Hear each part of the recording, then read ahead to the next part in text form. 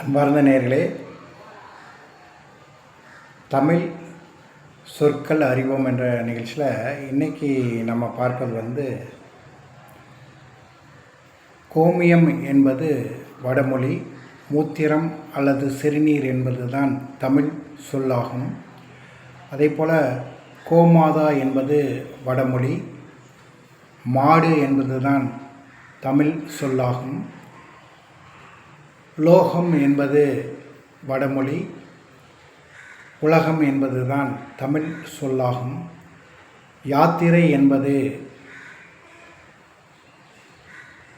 வடமொழியாகும். பயணம் என்பது தான் தமிழ் சொல்லாகும்.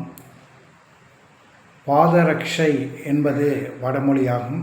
செருப்பு என்பது தான் தமிழ் சொல்லாகும். ஆதாரம் என்பது வடமொழியாகும். சான்று என்பது தான் தமிழ் சொல்லாகும். தர்மம் என்பது வடமொழியாகும். கொடை என்பது தான் தமிழ் சொல்லாகும். மீண்டும் நாளை வேறு ஒரு தமிழர்களும் என்ற வீடியோவில் உங்களை சந்திக்கின்றேன். இந்த வீடியோ பற்றி உங்கள் கமெண்ட்ஸை பதிவு பண்ணுங்கள். நன்றி.